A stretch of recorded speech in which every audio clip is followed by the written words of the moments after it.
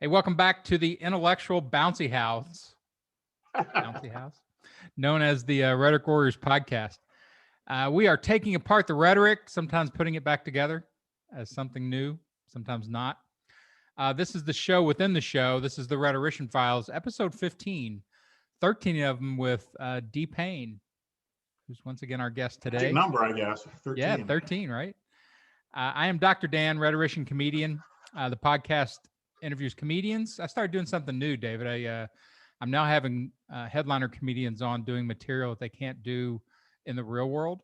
Wow, that's worth checking out. Yeah, it's uncensoring the censored, because they're having to self-censor because they know they'll get so much blowback that they can't do this material. So I like it. I once proposed the Journal of Non-Publishable Research, where instead of submitting your article, you submitted your rejection letters, and our decision to publish would be based on the quality of the rejection letters. That's having so many high quality rejection letters of my own, this seemed to me to be one path to success. That's exactly what we need. I still convert conservatives. Been doing more of that lately. Actually, not so much on the podcast, but I've been doing it in real life, and talk to pro influencers and rhetoricians. Also have a new book out, 21 Coliseums of Persuasion. I lay out the software programs, all your options. You know, if you're losing in one arena, just drag people over to another one. Turns out they can't defend themselves over there, which is a good policy in persuasion. So we are back with DPayne, and we're going to talk today about something that he told me we probably shouldn't talk about because we either will get lost in the academic tangle down the academic rabbit hole. And really, this area is so thick and so dense, there's massive areas of philosophy about this for centuries. And so what do we have to add? Well, we will find out. We're going to talk today about ethics, especially since part of my slogan for the Rhetoric Warriors brand is ethical only persuasion. Ethical only persuasion. It's a good brand, though. I mean, absolutely. Yeah. How do you? Let's just lead with that, right? And well, you have to rescue rhetoric a little bit just for the general culture as a word, because they all, see it as dark arts rhetoric. And I'm like, no, they're white art rhetoric too. So yeah, and I think that's part of the problem with the ethics of rhetoric is academically is it's all been a history of trying to satisfy Plato's probably misunderstood condemnation in light of the ideals of objectivity and knowledge and whatever those mutated into. So trying to answer those charges rather than look at what are we doing and why, and building from some other source. So I might give a different approach a try. Yeah, I'm looking forward to it. Plato sideswiped us, 2,500 years ago, and that guy, hey, come on, relax over there, Mr. Dialectics in your cave. Well, he just got used for so many other kinds of. Let's face it. If you're talking about ethics, you're unavoidably coming up against idealism in some fashion, because the idea is what's good rather than what's bad. It's just all of the, as you said, the philosophical attempts to do that start from a premise of an idealistic premise in many cases. And then there's all kinds of variations, and I'm by no means even remotely qualified in ethical philosophy. So. But it's crazy how much does oscillate around this little word should, right? Sure. Essentially, that's what it comes down to, is what should we do? What should we not do? And it's a hypothetical. All of ethics it's kind of a hypothetical on one end, but then it's completely pragmatic of judging people's actual behaviors on the other. So it has that weird highway continuum of complete abstraction and complete concreteness. Our Robert Pirsig's, which is really a pretty brilliant treatment in its own roundabout ways of how hard it is to ask the question, what is best? Because that's really, the answer to that is what we're all seeking, right? What is the best to do? Yeah, tell me, right? Tell me what is best, therefore I will know. How do we recognize quality is a question that drove him literally insane. So, yeah. That book, man.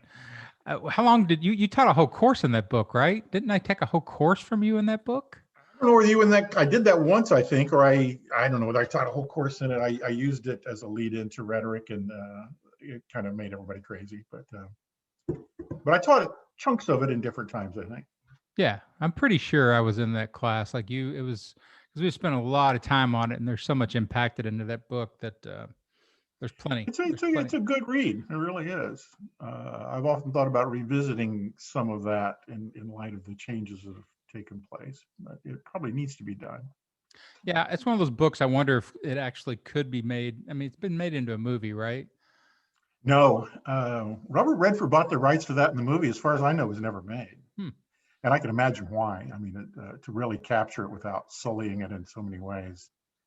Yeah, you would need a very particular type of filmmaker. I mean, you've got to turn that into a story. You've got to just finding a way to, because it's, the Chautauquas, the speeches that he, and the narrative itself and the intertwining, I think it would be extremely difficult to fashion a suitable script for that. I don't know whether everybody that might listen to this would know we're talking about Zen and the Art of Motorcycle Maintenance, right? But, was that the only book he wrote? Did Pirsig have other books? no, he followed it up with one. That was rejected from over 300 publishers. Oh, easily. Before he found somebody to print it, and then it just sort of swept my generation. I remember sitting in Lawrence, Kansas. It was so cold in my apartment, I had to turn on the oven and sit on top of the oven reading the book. But 1974 or something like that. Yeah. Anyway, he did a follow-up called Lila. Oh, that's right. Yeah. And it wasn't quite as marvelous. Yeah. He tried to get the band back together, but it didn't quite. It didn't quite. Yeah, there's so many people that hit the blacksmith iron one time just right. Have you watched the documentary on J.D. Salinger? Yeah. It's good. It's great. I mean, really says this guy that wrapped himself in mystery was really just trying to hit on young chicks. Authors. I didn't quite get that out of it, but okay. Did you write the new one, like the one that's on Netflix? I think? HBO or something. I saw one on HBO. Yeah, interesting stuff. So, all right, well, hit us with your Payne system of ethics. Oh, well, we'll see. Some of this is not original, but it occurred to me trying to think about what do we want to say. I mean, you're right. When we talked about it early in our podcast, and I said, it's just a fraught minefield of because you're either at the most simplistic, obvious levels of don't lie to people, right? Which gets you nowhere because of all the exceptions of times when, and rhetoric is by itself fashioning the truth to make it more effective in some fashion or another. So you automatically, the basic rule bound systems of ethics seldom yield much productive about it. But it occurred to me that one way to go at this is that, the rules for rhetoric and persuasion aren't really any different than the rules for human relations generally, right? For ethics generally. How do we treat each other, and what's good to do? So kind of moving on that, I borrowed this trilogy from other places, but I don't, to my knowledge, know anybody's really applied it in this way. But that there are kind of three ideals operating here in human relations. One's called love, that is, or how do we regard each other, right? Wanting what is best for the other person. One is knowledge, and often the issues that we deal with surround truth, right? So we don't call knowledge or truth. And the other is authority or power. And if you think about rhetoric, how each of those things can be corruptible. Ideally, they would all enhance each other, right? But each of those dimensions to human relations are easily corrupted. And in the particular case of rhetoric, almost inherently. Yeah, they have to be corrupted. You never leave things in its pristine state. Right, because you adapt knowledge for the situation and for the audience. You have to maintain authority or exert power. And how do we know whether a persuader has our best interests at heart? So those are easily corrupted, and they kind of corrupt each other in various ways. I thought about where this gets naughty, right, is in application. And I thought about Jimmy Carter's Malaise speech, where it seemed to me he came out and told the truth, we saw, wow, because that was his responsibility as an authority, right? To tell us what's good for us, being a good Christian man himself. And that sort of ended, everybody said, that's really bad leadership. And as a response, we elected Ronald Reagan, who was willing to give us the big lie, who had no authority whatsoever, but played the part in a certain kind of way, right? So I like how Carter retreated and is like, you know what? I'm just going to build houses. he did a lot of other good things, Yeah, right? Yeah. He did the Carter Foundation, as other than just building houses, but there's a simplicity to, if I want to be a good person, I'm going to find that appeal of finding something that has at least somewhat universal good. Although, you know, he's cutting into the real estate market, the realtors, you know, he's. Well, I think the idea was that these are people who would never really get into the market until the housing boom of the Bush administration. At any rate, so there is also this, well, does the authority have the responsibility to deceive people for their own good? You can't handle the truth problem. So at any rate, each of these things can be corrupted by, and often are, in the way that we do persuasion. We know we're not supposed to deceive each other or lie to each other, yet sometimes there are vital lies or necessary lies. Any parent knows that, right? Yep. Is somebody maintaining authority for our own benefit, or are they maintaining authority? Are they doing things to maintain power? So their motives are at risk there. So that's basically it. Is that as these things tend to lean against each other, especially in the pragmatics of persuasion or rhetoric, and we can talk about leaders because those are the most obvious examples where we weigh them with ethics, but all of us have dealt with those dualities in our human relations all along, right? Yeah, this is to me, like when I look at this stuff, again, just look at the cascade of all the applications, like in your life, over here, trying to figure out what to do for yourself. What is ethical behavior just that treats yourself well? And then you add in, a partner, or you add in kids, and it just multiplies into this matrix, this tic-tac-toe game of, well, what I do for you over here actually lowers my existence over here. And so then it just becomes kind of a ratio judgment, I guess, of I'm going to lower my life. Like I moved back from LA to Austin to raise my kids because I got divorced and had them 50% of the time. And I made the judgment. I'm like, that's a better outcome for them as two human beings to have two people psychologically present than try to convince them as an abstraction that, hey, I'm in California, I'm still your dad, you come out and see me, because that abstract versus concrete behavior just seemed like a bad persuasion situation for me. I would not be able to persuade them at the depth of psychology to be able to make up for that. Sure. But and then with many of those decisions, the only way you would know is what are you going to be able to live with in your own right, with yourself at the end of this, right? So right, and for society, I'm like, well, those two kids will be more psychologically healthy, and for society and for themselves, and I can take the hit. Like LA's fun, but I'll live in Austin, whatever. It's not horrible. Right. It's not Beaumont. So there's a whole set of equations, these ethical equations that you run through. Right. Well, I think so. I mean, I think all of those are problematic areas in and of themselves. I mean, tons written about, just the question of love, which interestingly, in his one really useful treatment of the ethics of rhetoric, Plato focuses on love. Is it good to be persuaded by the lover who wants things from you, or to be persuaded by the dispassionate who has no interest in you? Which is better, right?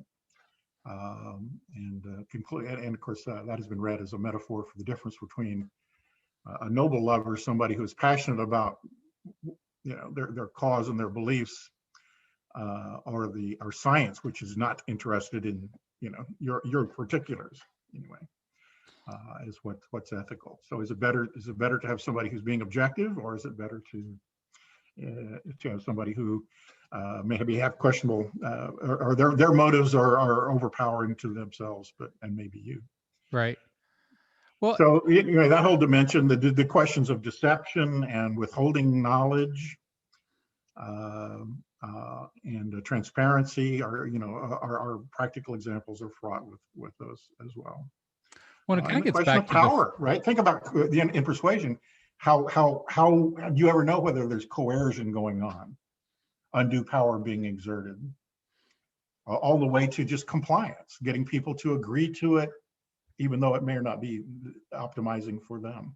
We assume that some part of, somewhere on that spectrum, almost everything is operating in leadership.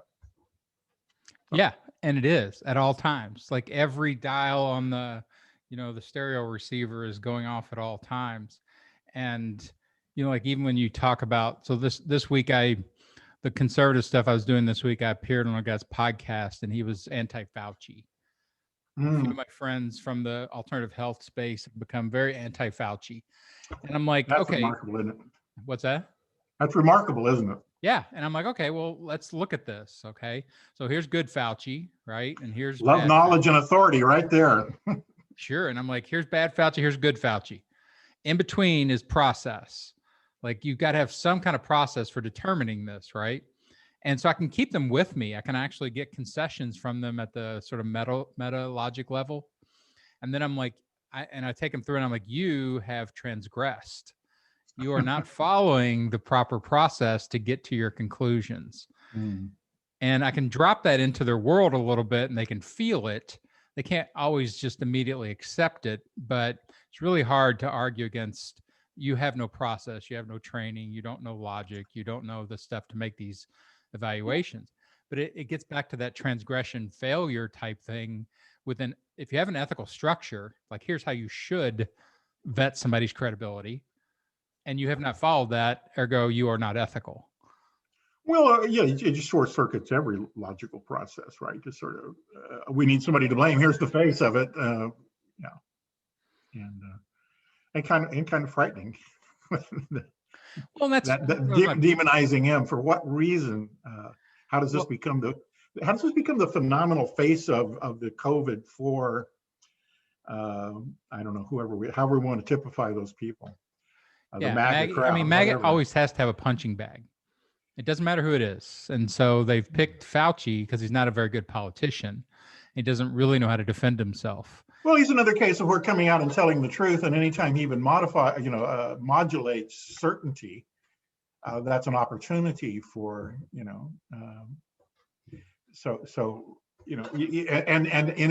anytime he might have not been able to represent the complexities of some of these scientific truths, but hell, we didn't even know Right.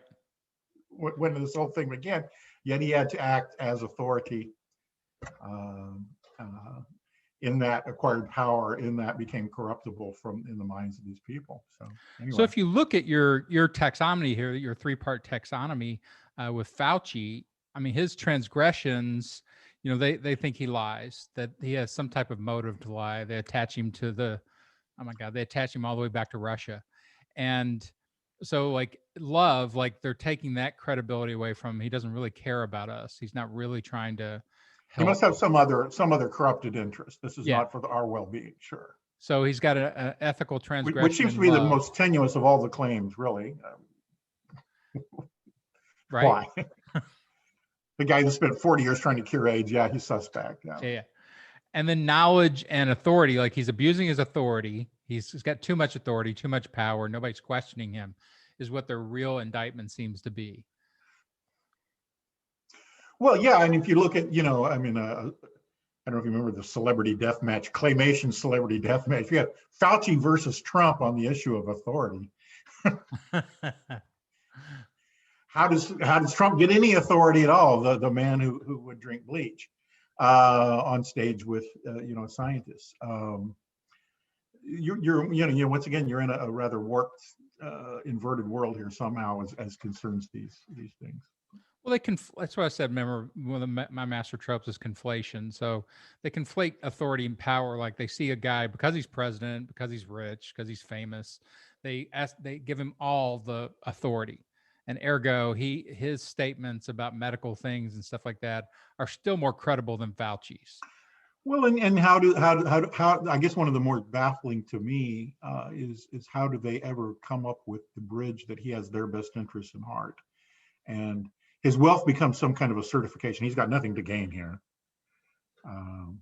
which of course misunderstands both wealthy people and his own personal wealth. But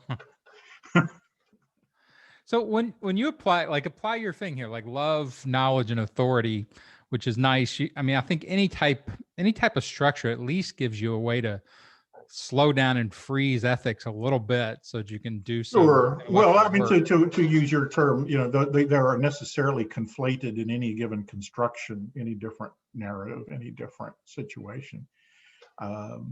They're not isolated. They do function as a kind of a trilogy, and so therefore they're, if you want to consider them dimensions, which is just a convenient, not probably helpful word, but to say they really are always co-present. So yeah, they are easily conflated, and that means they're easily corrupted or put at odds with each other as a tension in any given situation as we make ethical judgments.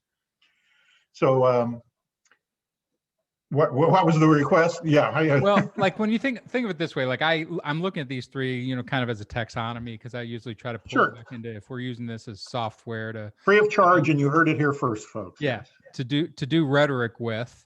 So I do this, like, again, when I talk to conservatives, I do love, like, I'm here I'm just trying to get everybody to where they're capable within this public discourse, and they're prepared, and they can defend and they can argue.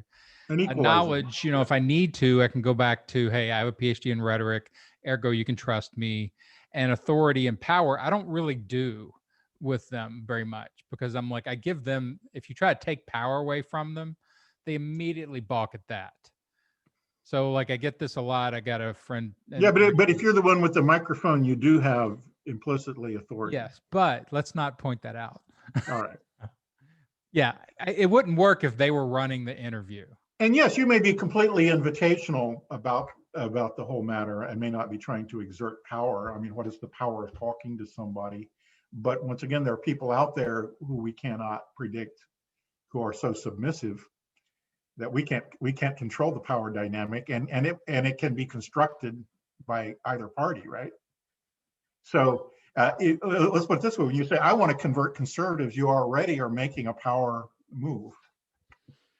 You're already assuming that you have, for their own good or for the good of humanity, going to exert power in this case. And were somebody succeed, say, wow, I was converted, then automatically the attribution that you did it. And that may not be true, right? There may not really be power wielded in these words, but that is a construct of the premise of doing rhetoric to begin with, right? That these speech acts will make a difference. So.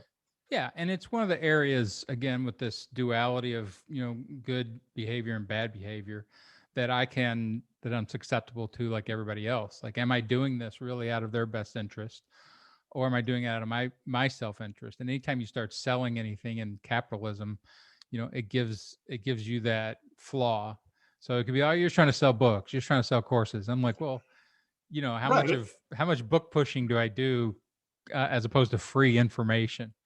And then you get into that stuff. But so would you say, like, my thing about trying to convert conservatives is ethical? Is it mixy, or is it unethical? It may depend on your point of view.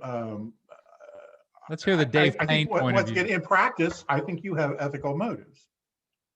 Maybe we should back up here a minute in making these kinds of. The other thing methodologically we have to know about ethics, and here I'm going to introduce a word, casuistry, right? Which is a method of reasoning that begins with cases and spins out the general principles from. What was it again? I didn't quite hear it. Casuistry, right? How do you spell that? CAS, right? UI, right? That means proceeding by cases. And so casuitical reasoning, once again, fell into disrepute with the kind of philosophical ethics, but has been reclaimed by people who, like Stephen Toulmin, people who try to come up with the informal ways that we do logical process.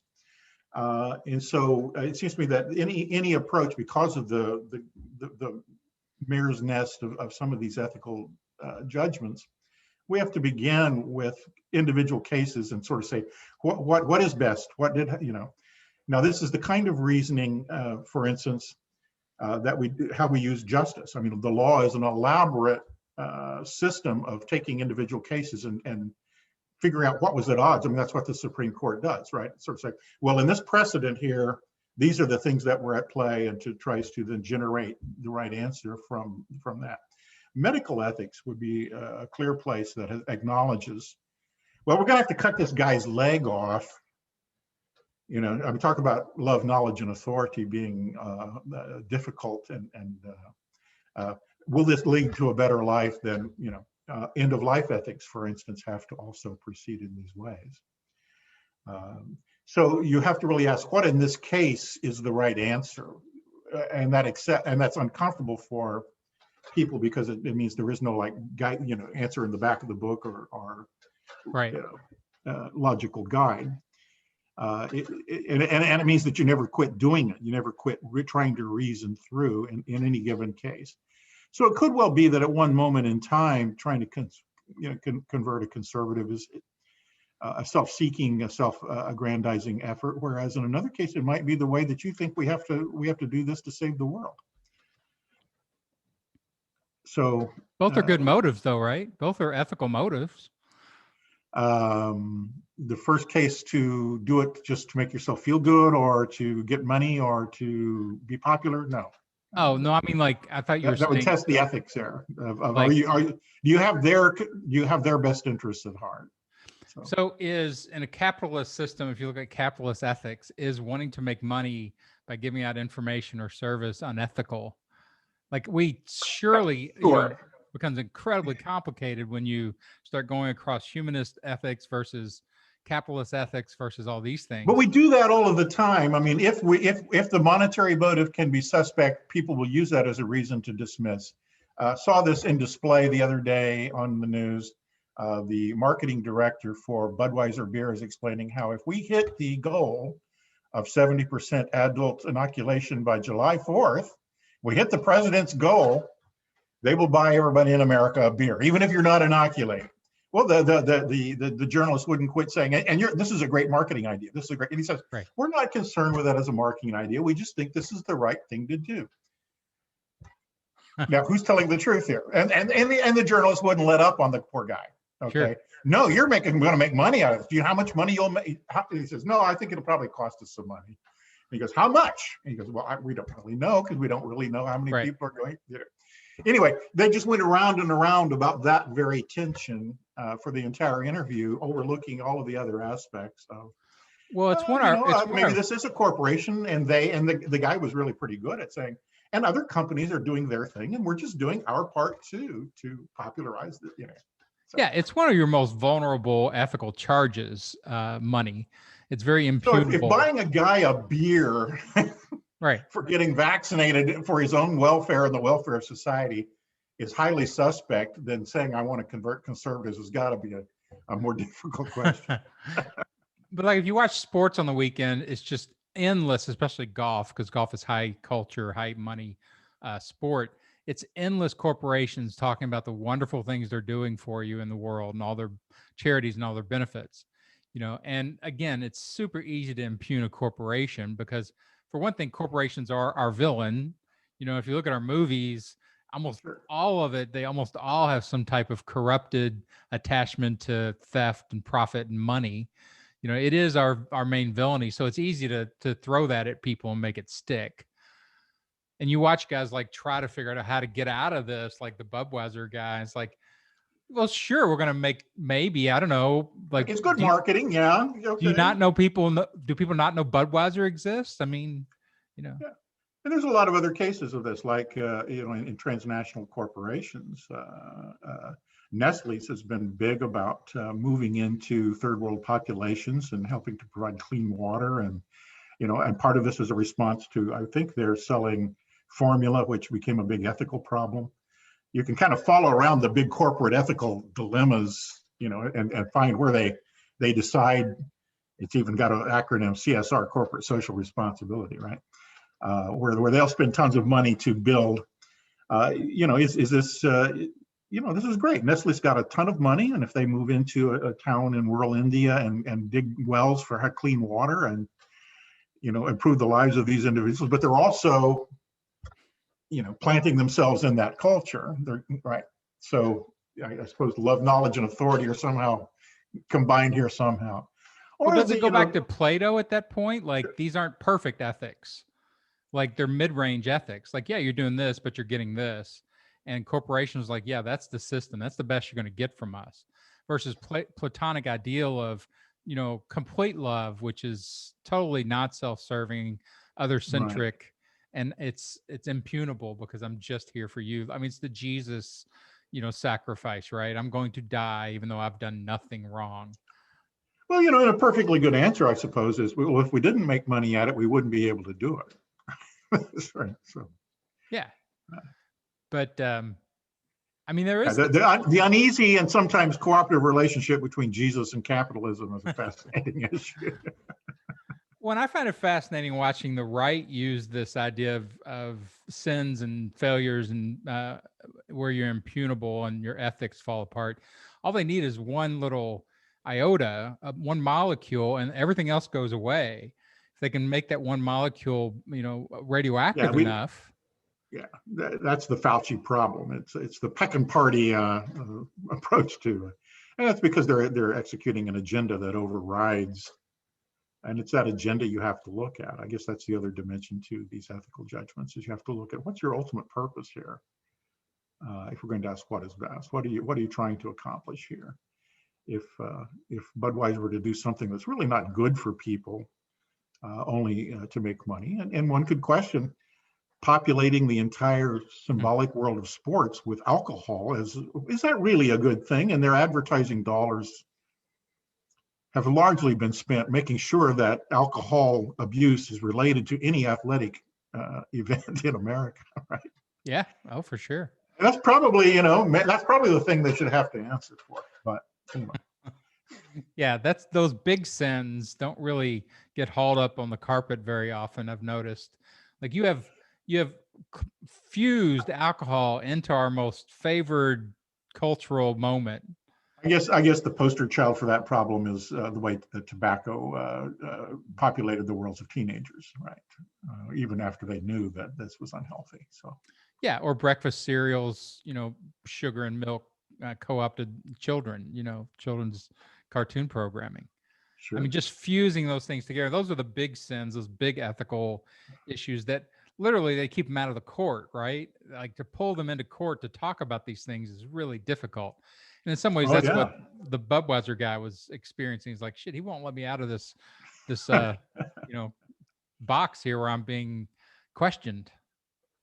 Right. But what seems like kind of a good thing, the easy cynicism of the interviewer, to me, was off-putting, I guess, despite my general favor of cynicism for random and frequent cynical readings. Well, I think that comes down, that's important too. Like, I think people do have a sort of an exhaustion with ethical investigation. Right. Where you're like, yes, everything can be questioned. Like, literally every single person, every single action, every single thought can be questioned for whether it's good or not. I had a long discussion with a guy. There's an app called Lunch Club where they'll hook you up for 15-minute random conversations with people all over the world. And I ended up talking to a guy in London who had a bunch of theories on comedy, and he was young, and he was basically like, hate speech, you got to keep hate speech out of comedy. And I'm like, well, now you're restricting my comedy, right? And so we basically got into an ethical discussion about what ethical obligation do comedians have to the culture? And I'm like, none. They have zero. Their whole ethic is, do I make you laugh? That if you start expanding it beyond that, you complicate comedy and you start to shut them up. So he had a very good argument on his side, and it was all good. But like, it occurred to me, like, oh, this is the ethics of comedy argument. Well, Tom Hanks in Punchline, the movie Punchline, where he's you know, and they accuse him of being a hate monger. He says, "No, I'm a hate stylist." Yeah. You know, gotta evade those moral charges and that cultural compunction. And there probably is an argument to be made there that by doing it in a certain way and doing it in a comedic frame, there's something cathartic about that is diffused if you unchanneled hate into acts of violence. You know, there's something transcendent about comedy, and I think, you know, that is an ethical case to be made.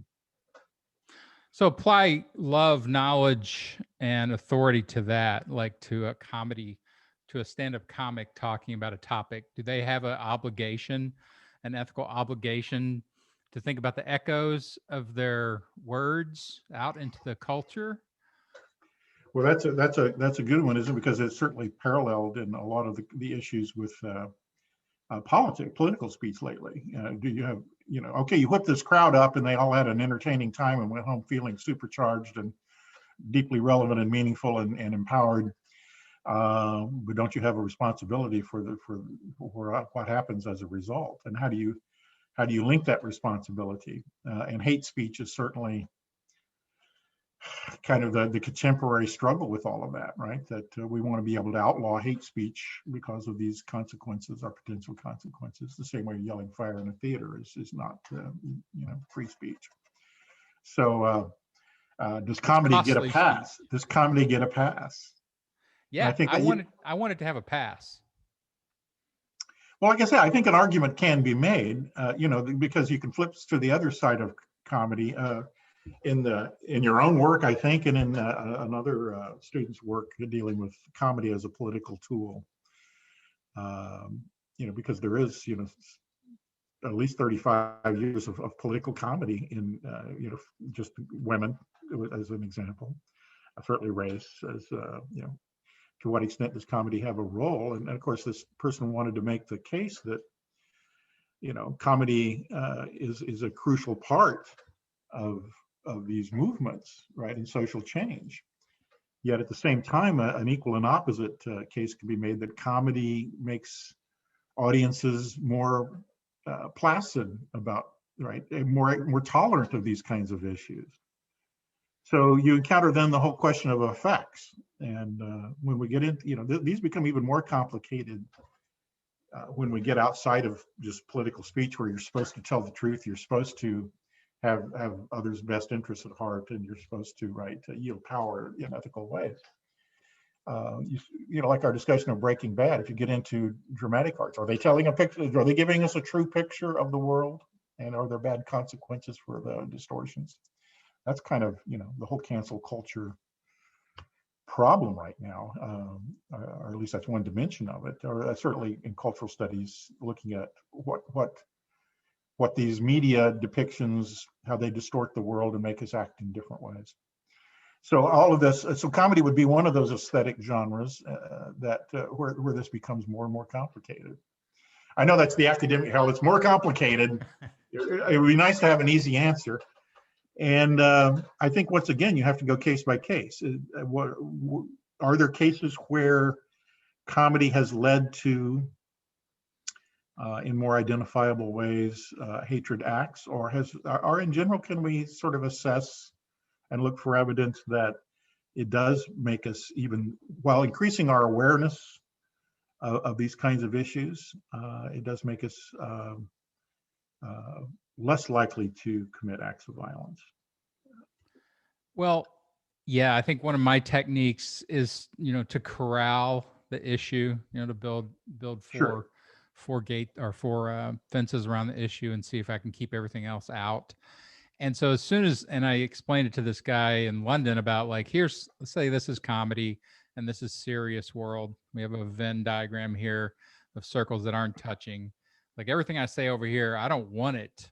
I don't want this over here invading my comedy. I don't want to have to deal with any of the consequences or any of that kind of stuff. But when they get moved over, like serious people, if they want to go in and pull stuff out of comedy, say something in a comedy club, somebody records it, reacts, whatever, sends it out to the serious world, and you're probably going to look bad. you're going to look pretty awful, because you weren't building this for the serious, dramatic, moral, ethical world. You were like, hey, I wonder if I can get these 100 people right here to laugh at this horrible thought I have, And so it's over here, it's an artistic challenge. It's literally nothing to do with cultural ramifications or anything else. But if you take it outside of that frame, it can't survive. It can't do what it does over here, out here in this world, and with any type of, survivability. It's going to get crushed.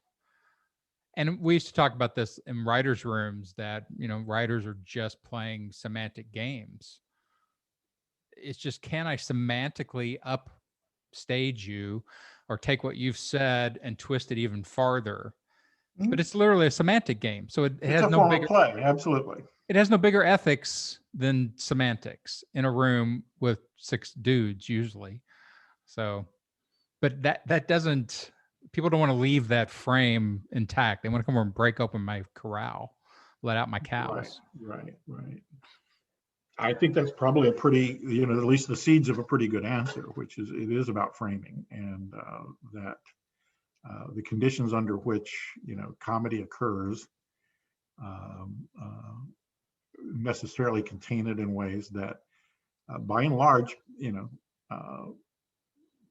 does not enter into the realm of, oh, this is a problem that must be solved right now.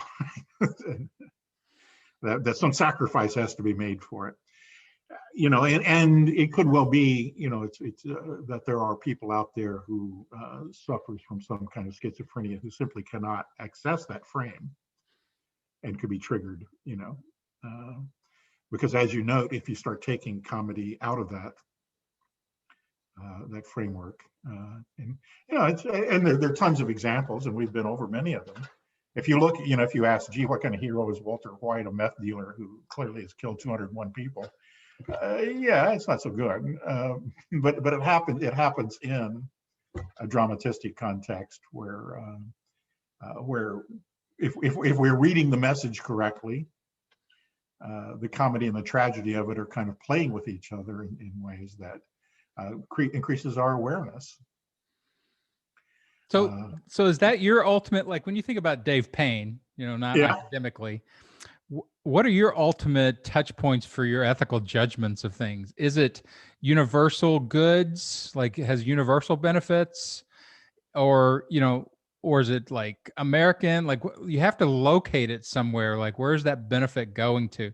Like for me, I started this little thing, Comedian Americans of America, because comedians are underrepresented politically. We're an oppressed group.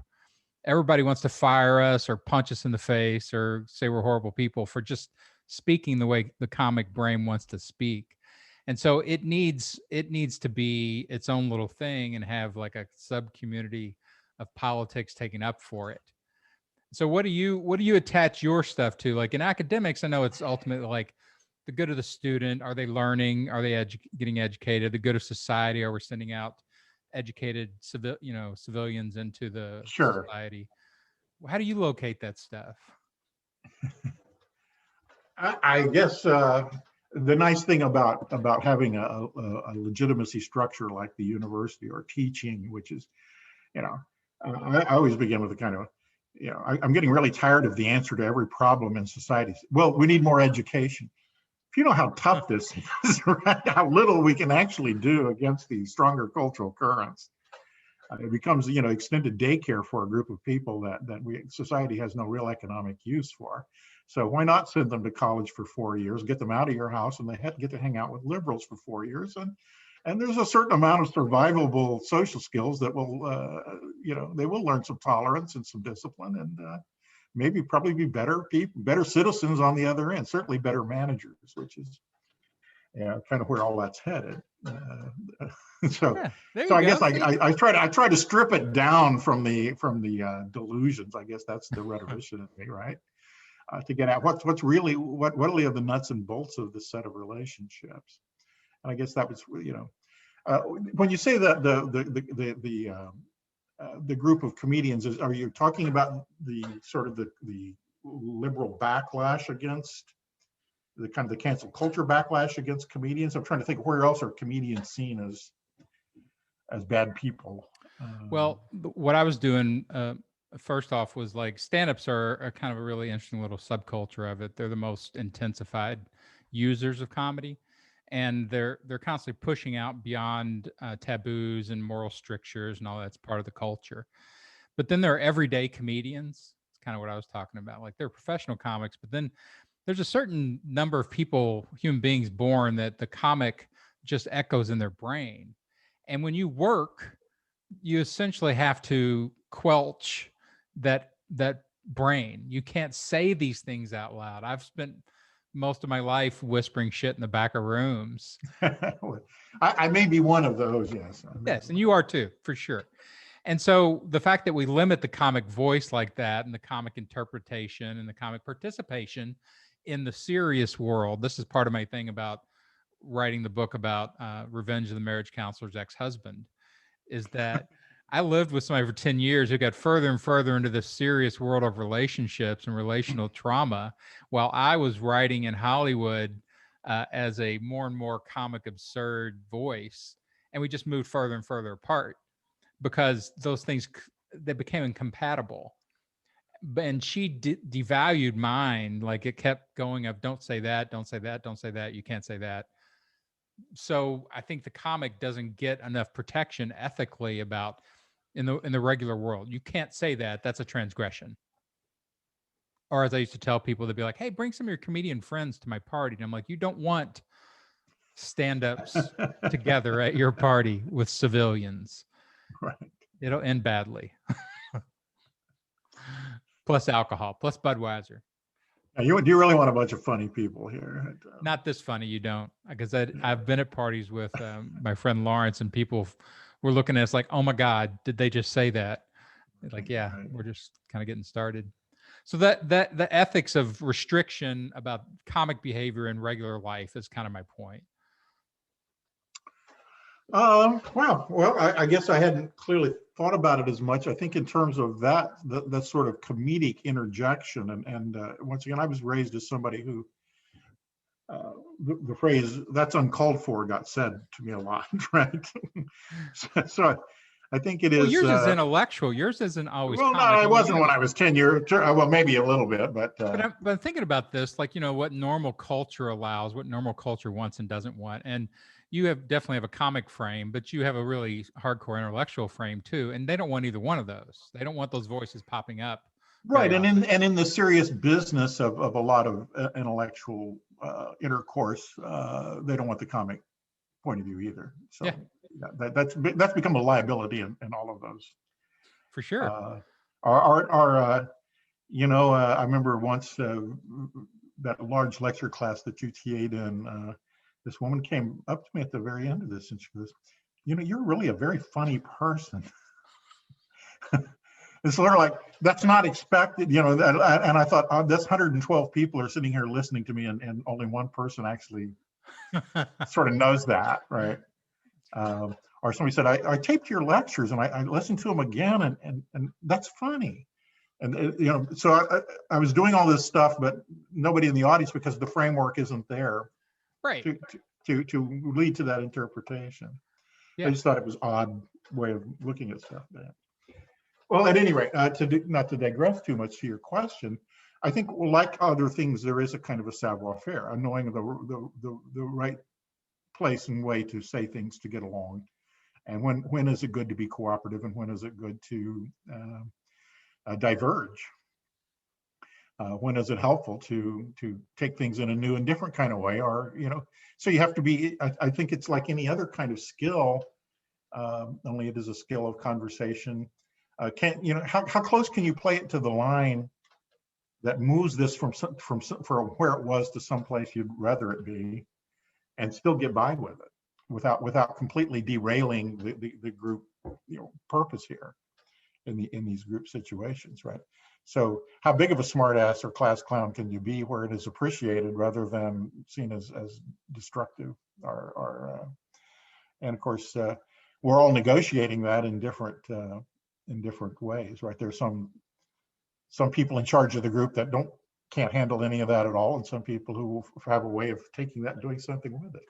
So Well, that's why I that's suspect you just instinctively, like any other kind of good communication skill, learn how to read the situation and read the yeah, but that's audience. awful. That's sort of my point. It's like you end up repressing everything. So everything's got its big tent, right? Everything's got its circus. So here we are in business, and my partner is a hardcore business guy, my marketing agency.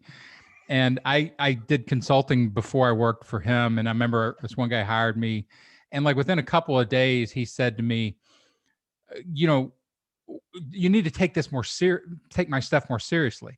And I'm like, no, I don't. I said, the point is your stuff isn't serious. Like, it's not good enough yet for me to go, oh, this is good. Ergo, it's not earned me my allegiance. I said, what we're trying to do is build something to where it deserves the things that you keep wanting to claim for it. And he couldn't handle having a comic voice or an intellectual voice around in his business. He wanted belief. And I've run into this a lot in business. They don't want a deconstructive or a critical voice going on. They want groupthink and energy and movement. Sure. Well, yeah, the emperor really does have no clothing, and pointing that out frequently is upsetting. Right? So I think that's once again how fragile authority is wielded by those people, that they can't handle any kind of there's a lot of control there. But what I try to do is I rip it back to, again, almost an ethical perspective, an ethical frame. I'm like, fine, but is this how you should be doing your business? Like, is this going to get you where you want to be? Not moral goodness, but profit goodness. Is it really going to make, really great messaging that people are going to react to and then ergo buy your stuff? Or Right. you just want people to adhere to what you consider to be standard practices or best practices and move on. So again, ethics to me that's why Sure. I Sure, I think so, and I think we're there's a room for this. I mean, you began with the case of somebody who you don't want these guys coming to your party, so you yourself accept there has to be some restriction on full out comedy all of the time, right? Not every comic insight or purpose can be exercised on every occasion. And there would be the deviant who simply is always drawing attention to themselves or countering all purposes, even though it may have a sardonic or comic element to it or in the right situation. So that would be deviant behavior. So like all other things in human relations, there's a spectrum here. But I think your case here that there is a suppression, often a suppression, where we're trying to maintain order of the comic, and that sometimes that can be counterproductive. So absolutely, that if we can't do our business and crack a joke, I don't want to be in that business, right? However, I think a lot of people do lead these lives of quiet desperation where there is something wrong with that, or something frightening about that, or something challenging. So I think, like all other, once again, human relations and communication enterprises, we're making it up and we're trying to, and almost nothing is completely on being. But I do think, you have a case here to make. Okay, well, if you're going to run this kind of shop, there needs to be, it's kind of like a little office Mardi Gras, right? Okay, this is a time when we parody and invert the power relationships that are so heavy here. So that might be the office party where everybody gets a little drunk, right? Or are they the times when we make fun of the boss? So it goes back to this, right? Who sets the ethical norms here? Who sets the parameters? Because if you let me set them, it's going to be just the opposite. It's going to be 90% of the time we act like this, and then 10% we have an office party where everybody is serious and does work. I'm going to invert the whole thing. And is that value? Is that productive? All those questions, those really are not comedy questions, and they're not intellectual questions either. You and I throwing, an hour and 15 minutes every week of our lives into, a podcast because we like to intellectualize specifically about these areas.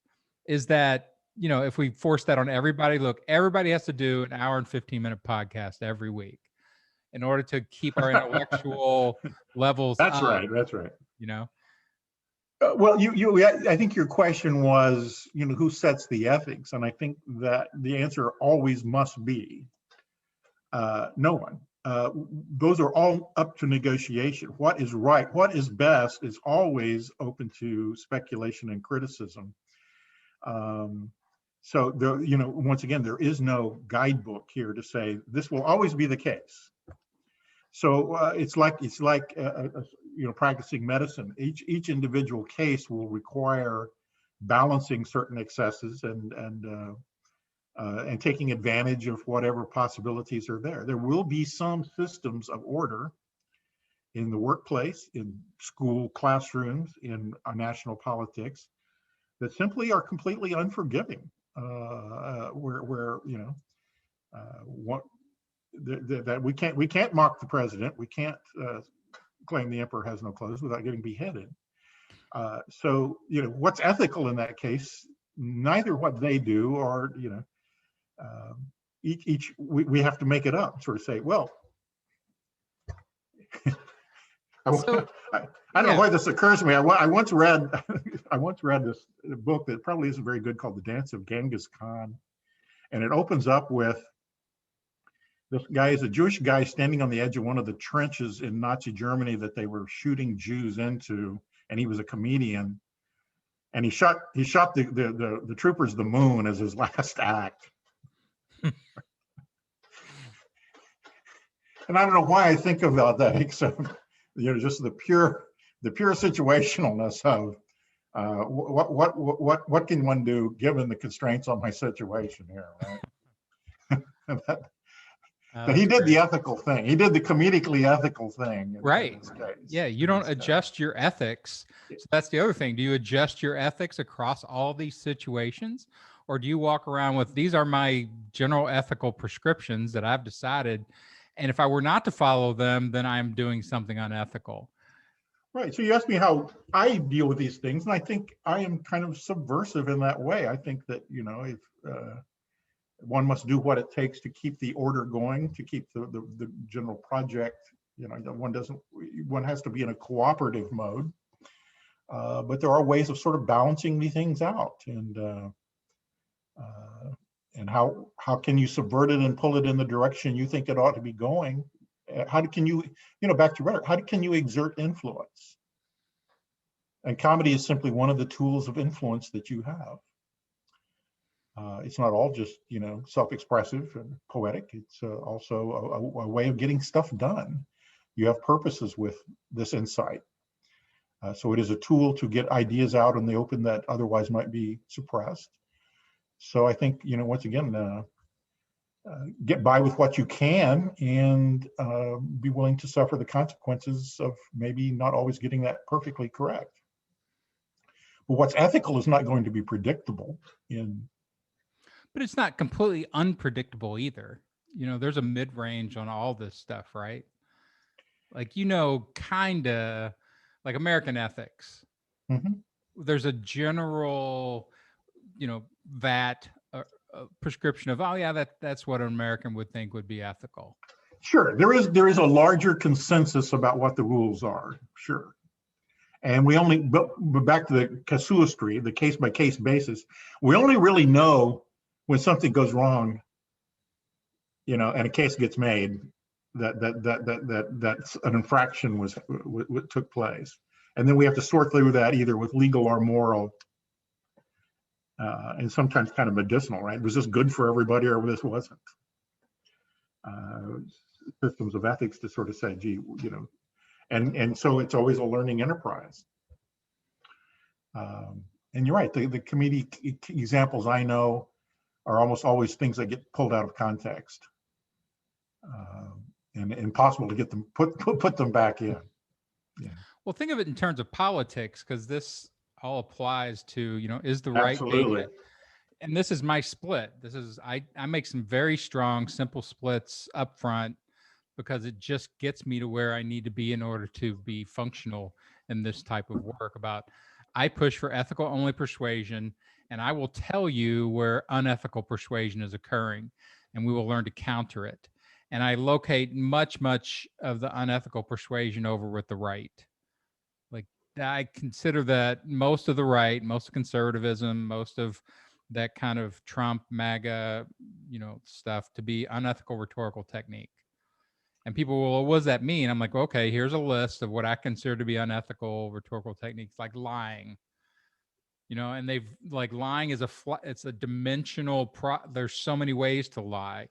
But let's just take that one and like, okay, so anybody that lies in public is being unethical. So there we have a public discourse ethics rule. Sure.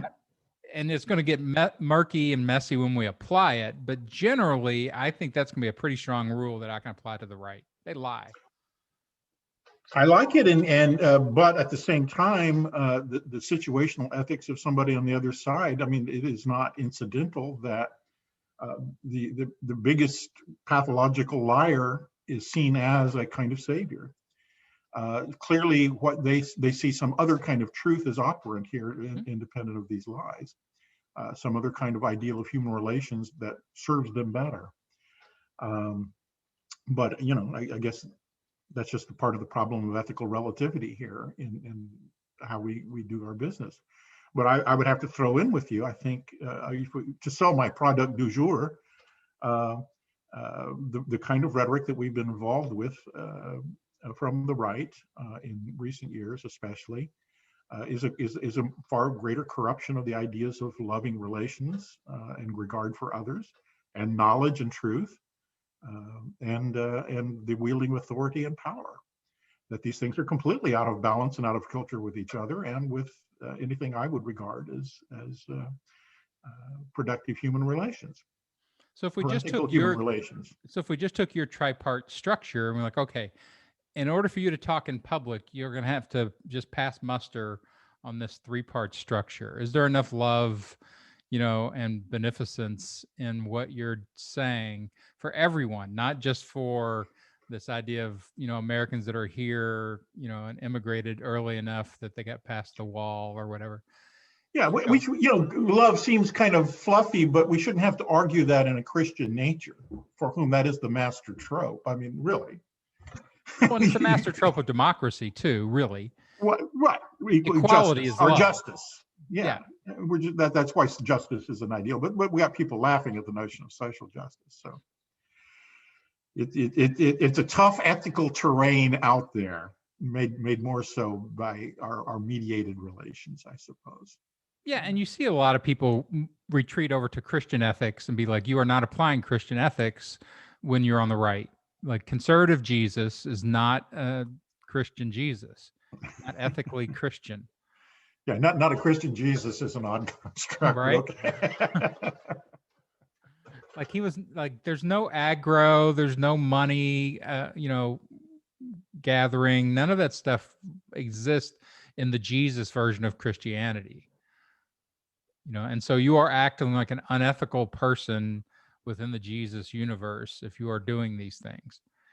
But making that stick, I mean, that's a different game. But you can at least say, I can indict you ethically on these behaviors. And I that's what I would try to at least get to, where we can at least look up at the sky and go, oh, look, there's the ethical array and there's the unethical array. Now who's using what?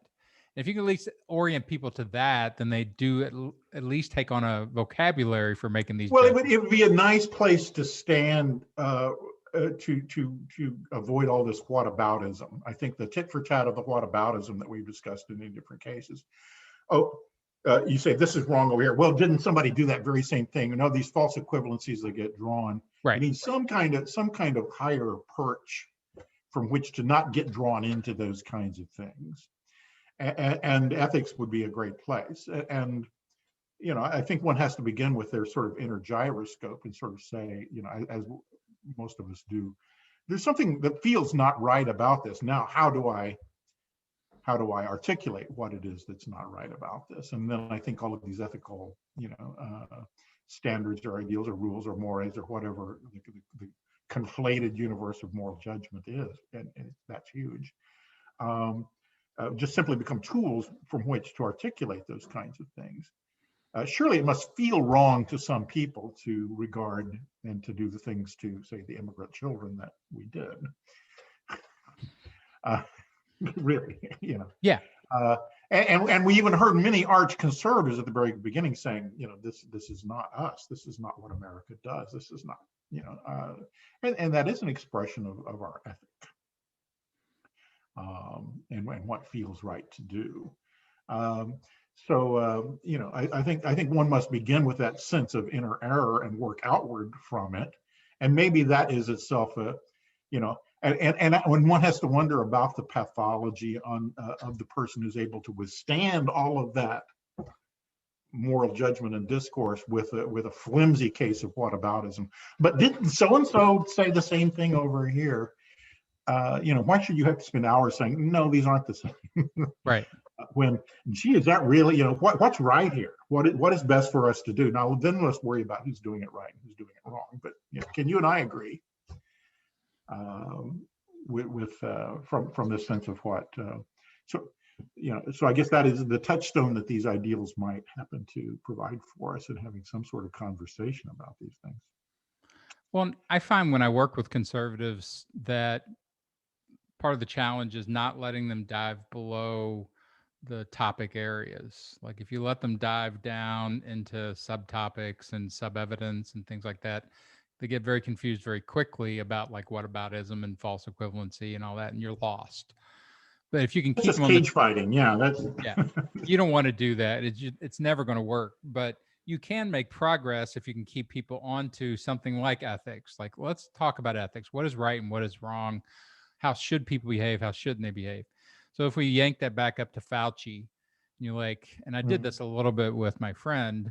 He's like, well, he just changes his positions all the time. I'm like, well, first of all, let's talk about qualifiers because you've and your hero does what? yeah, and I'm you've doing blown, my whataboutism, right? I'm like, you've blown the whole system by saying he does this all the time, constantly. Your qualifiers are off. But secondly, I would call those mistakes. He maybe makes mistakes because these are complicated situations, new virus, yada, yada, yada. You're assigning them some type of conscious ethical transgression where I assign them a mistake. So who's right?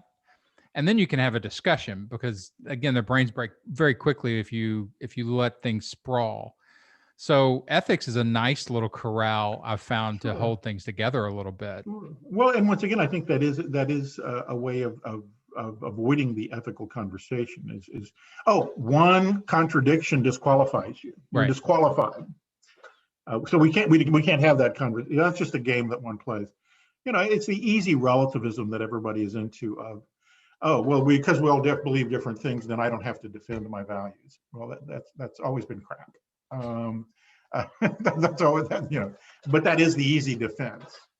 And so any acknowledgement of relativism or situated ethics or casuistry or whatever becomes a defense against, well, we don't have to have this conversation. I can think anything I want to. And I think you're right. One has to just not go in there. There must be some other place to go. Well, it becomes the art of communication control. And you said it early about I'm exerting power. Because if you, again, they're mistrained on what communication is, like diving off into contradiction, into tiny exceptions, all those things will destroy discussion. Like you can't make progress through a rational discussion if you're allowing those things into the process. But like think about the filibuster and using the concept of ethics to talk about that right now, because they're essentially doing that. And I saw this today about Manchin, you know, and Simia, whatever her name is from Arizona, you know, basically blocking reform on the filibuster, the two Democrats who are actually Republicans, and saying, I don't think that the original intent of the constitutionalists was to allow one guy from West Virginia who won by 200,000 votes to control 80 million people. You know, everybody else, all these other states want it and he doesn't. And so ethically, like political ethics, he's going against political party ethics. Like part of the ethics in government right now is to vote with your party, right? And he's breaking that system and it's driving people nuts. They don't know what to do. This guy has too much power. He's not exerting enough love. And then they're like, he doesn't even know what he's doing. He's an idiot. Well, I don't know about that, but if we bring that issue over into ethics, can we do good rhetorical work on it? Well, sounds like you're making some headway. It's a pretty tough one. It's a pretty tough one, I think. Clearly, there is a certain, be careful what you wish for. If you change the rules here, and next time around, you might be on the, I personally don't have an evolved opinion about the filibuster, except it certainly it's back to kind of situated ethics. In the situation where we're divided and we must probably, to survive, make decisions on moving forward, it seems really counterproductive right now. Whether that will come back to haunt us later. So, well, but they ethically, what they do is they go and they rescue, or they harvest from the worst ethical decisions ever, and so they're harvesting from civil rights, like that it was basically put there during Jim Crow to stop all civil rights, progress. Or they'll go back to Nazis and they'll be like, look what the Nazis did if you took away all this. And they're looking for ethical extremes to compare their ethical situation to, so they can get, some context to it. Sure. But again, it has that sense of ethics itself about should and should not, frames so much of this that it becomes really rhetorically useful. And I launch into all this stuff with, hey, I don't care what you believe. I don't care where you land on belief. I just care about your process. And people seem to go, oh, okay, that's an ethical place to stand. Right. Well, those arguments break out along, fairly generic lines. I mean, we can chart the arcs of some of these arguments. It's like the old Richard Weaver saw that, and he was a conservative, right? That conservatives argue from principle and progressive argue from circumstance. And so one kind of argument here is, and that leads to these other extremes. That they're going to this extreme case. Well, the principle of the filibuster is sound because of these extreme sorts of examples. And then on the other side of the coin, well, but look at the situations that we're in and how it makes us unable to address them. So there are those kinds of contours and dynamics to these different ways of arguing across time that I think probably do ultimately have ethical postures in them somewhere. And they're not always, you can't just always completely dismiss. It's a knotty field. For sure. It is. And it also, once again, let me just remark from the sidelines that getting politics and ethics together is always difficult. Because of the nature of expediency and the difficulties of change. So, well, there you go. Like, it gets knotty when you try to bring ethics in. It gets knotty when you leave ethics out. Right. Human behavior, knotty. And I think that's maybe what we have to do. It's just another demand of literacy. Finding the ethical issue in these things is probably the skill that you would want to, That's probably what's being muted as much as anything, is not seeing these as ultimately ethical questions. And it's back to my nemesis here of saying, well, we need more education. Your job as an educator. Yeah, that seems to be, I don't know if it's the solution, but it's definitely a station on the way to solutioning, I guess. But even the sense of giving people a little, huh? Well, it's a cry that we have no other solutions. So let's try to learn something and then teach other people the thing we learned. I fundamentally think so, that a lot of what we're experiencing is as much an education gap as it is anything else. And, well, I think even like just a discussion about ethics as it applies to modern life and applies to rhetoric. And, when you start to look through all those things, at least you start the discussion to know that it's tangled, and ergo you should respect the difficulty of it somewhat, and maybe learn some more about process to get you more reliable outcomes is a good thing. So I don't know. Plus, free of charge here today, we have a whole new ethical construct. That's right. Go out there and use it, people. Like love, knowledge, and authority, LKA. Very nice. Well, thanks again, man. As always, I enjoy the conversations, Me and too. we will keep going. Any final thoughts on ethics that for people out there to how to be ethical? Well, I think, once again, start with your inner sense of what's right, and I don't know. I watched let's hope more people have the same one. before Trump's speech in North Carolina this week. I watched a feed on some crazy network where they were interviewing the audience, and people were, and the commentators were talking about Trump stuff, and just like, wow, their inner compass is spinning in a direction I didn't even think was possible in this country. It's just like it's pointing at all this conspiracy stuff and the things that they say are true over and over and over as if they're true. Like, wow, that is some Well, good it could be spew. it could be a limitation of one's point of view, but I'm glad you gave me the opening in talking about comedy and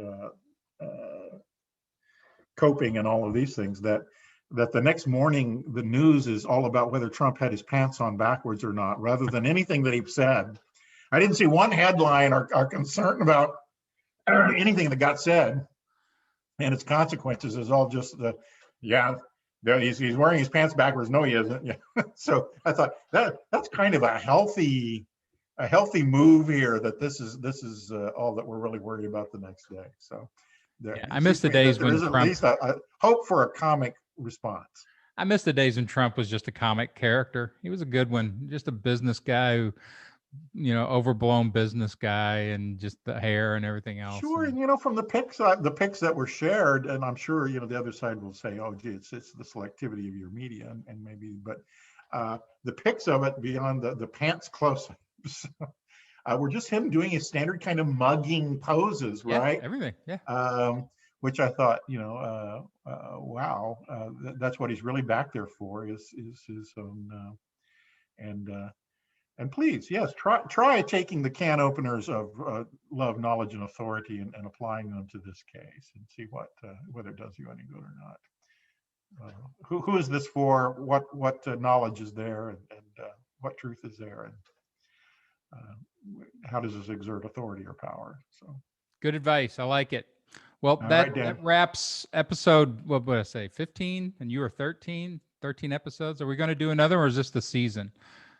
Well, I guess we'll remains to be seen. I think we may take a brief break if something doesn't come up. But okay, yeah. So we're just like Breaking Bad. We're going to do seasons of Rhetoric Files. But come back and see us soon. We will keep talking about this stuff. Get out there and persuade. Do it ethically. That's the better option.